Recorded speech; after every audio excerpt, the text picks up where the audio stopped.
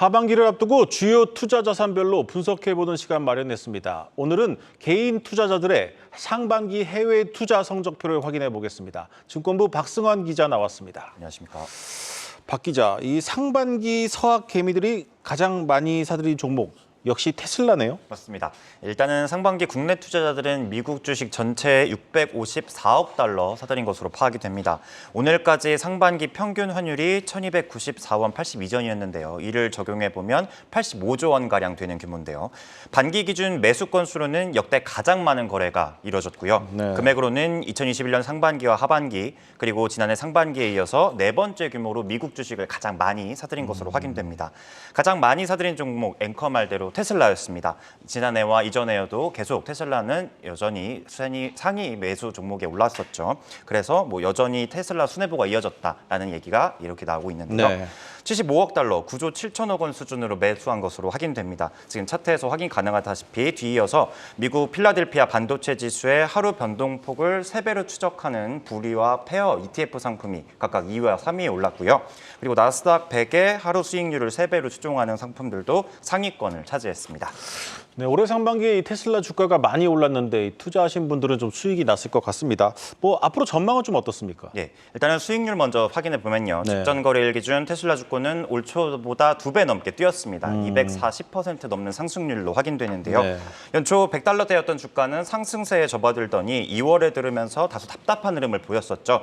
반전은 지난달 말에 찾아왔는데 일론 머스크 테슬라 CEO가 중국에서 사업 확장을 논의할 것이라는 소식이 주가 반등의 재료가 됐습니다. 지난달 25일부터 이달 13일까지 13거래일 연속 랠리를 이어갔고요. 이는 최장기간 상승 기록을 다시 쓴 것으로 해석됩니다. 네.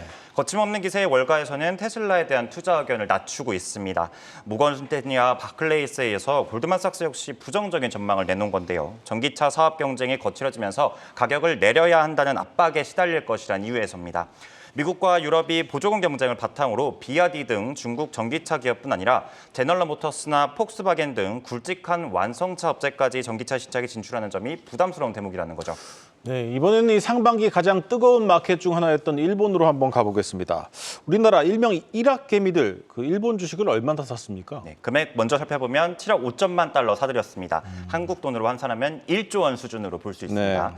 지난해 1년간 사들인 금액이 약 9억 달러 정도였는데요. 상반기에만 80% 넘게 사들인 거죠. 일본 종합성사는 앞으로 100년 동안, 아니 영원히 살아남을 기업이라는 워렌 버핏의 조언이 국내 투자자들에게도 통한 모습입니다. 네. 실제로 니케이는 지난달 30일 1년 8개월 만에 3만 선을 회복했죠. 이후 상승세를 더하면서 버블 붕괴 당시인 1990년 7월 이후 최고치에 올라서기도 했습니다. 올 초와 비교하면 30% 넘는 상승률을 기록하고 있고요. 국내 투자자들이 가장 많이 사들인 종목은 일본 iShares 미국채 20년물로 상품으로 해석됩니다. 최근에 엔저 상황에서 앞으로 오를 것이란 기대에 엔화 가치와 미국 금리가 내려가면 가격 상승이 기상되는 장기 국채에 동시 투자가 가능한 점이 투자자들의 투심을 이끈 것으로 풀이됩니다. 네. 2위는 반도체 ETF 상품이 나왔고요. 3위와 4위는 각각 소니그룹, 소프트뱅크가 차지했습니다. 네. 이 일본 니케이가 강세를 보인 건 엔저 외에도 일본 기업들 실적이 좋았던 덕분인데 올해 상반기에 소위 일학개미들이 중국에 투자하는 중학개미들을 압도했다고요? 맞습니다.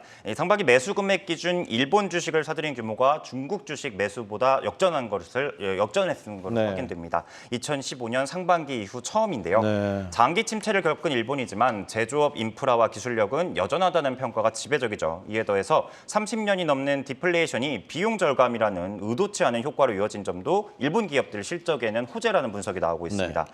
증권가에서는 일본으로 몰리는 글로벌 자금이 국내 증시에는 악재가 될 수 있다고 우려합니다. 엔저 상황에서 동아시아로 투입되는 외국인 투자금 중 일본 시장에 대한 선호가 예상된다는 거죠. 다만 일본 증시에 3만 선 안착을 두고는 신중해야 한다는 조건이 이제로 나오고 있습니다. 문남중 대신증권연구원은 일본 증시의 단기 급등은 전술적으로 비중 축소의 기회라면서 3분기 통화정책 변화와 GDP 성장률을 통한 경제 성장 연속성을 확인하고 투자해도 늦지 않다고 조언했습니다. 네, 이 중국보다 이제 일본 투자가 늘어났다는 거는 바꿔 말해서 중국 증시의 매력이 좀 떨어졌다고 볼 수 있다는 건데 외국인 투자자들의 이 탈중국이 계속 이어지고 있죠. 맞습니다. 상반기 전 세계가 강세장이란 말이 나올 정도로 증시가 대부분 좋았는데요. 네. 중국 증시만 나홀로 부침에 호덕였습니다. 국내 투자자들 역시 중국 증시에서 6억 4천만 달러를 사들이긴 했지만요. 반기 기준 2019년 하반기 이후 가장 낮은 수준입니다. 주가 부진의 일본 시장과는 반대로 매수보다 매도가 많았던 것으로 확인이 되고요. 무엇보다 원인은 예상을 밑돈 중국 경기 회복세가 뼈아픈 대목이었습니다. 이에 더해서 코로나 팬데믹이 끝나고 본격적인 리오프닝의 기대가 흔들리면서 주가 상승을 억누르는 데 일조했습니다. 이는 중국 주식형 펀드의 부진으로도 이어졌는데요. 해외 주식형 펀드 가운데 북미, 일본, 유럽 등이 모두 상승한 반면 중국 주식형 펀드만 유일하게 마이너스 수익률을 기록한 것으로 확인됩니다. 네, 유일하게 중국 주식만 오르지 못했는데 이게 뭐 밸류에이션 상으로 좀 살만한 구간이 아닌가 생각이 되기도 하는데 증권가는 어떤 전망을 하고 있습니까? 예, 일단은 긍정적인 전망이 속속 나오고 있습니다. 4분기를 전후로 중국 경기가 안정적인 구간에 복귀할 것이라는 전망이 그 근거인데요. 네. 근거는 인민은행이 예상보다 빨리 정책 금리를 내리는 등 재정 노력을 서두르고 있다는 점을 듭니다. 실제로 이달 들어서 상해 지수와 홍콩 H지수 각각 1.6%, 10% 반등에 성공하고 있습니다. 블링컨 미국 국무장관이 베이징 방문하면서 미국과 중국 간의 갈등이 완화될 것이라는 기대가 주가 상승에 유효했다는 평가입니다. 증권가는 중국 증시에 대한 투심은 살아있다고 분석합니다. 올해 상반기 평균 거래 대금이 5년 평균을 웃돌고 있다는 점이 근거인데요. 미중 갈등의 화두인 미국의 중국 첨단 기술 견제를 투자 결정에 활용하라는 조언도 나오고 있습니다. 삼성증권은 미국이 규제의 역설로 중국이 첨단 기술 국산화 정책 지원이 이어지고 있다면서 생성 AI나 반도체, 응용 소프트웨어 기업을 눈여겨볼 필요가 있다고 분석했습니다. 네, 잘 들었습니다. 증권부 박승환 기자였습니다.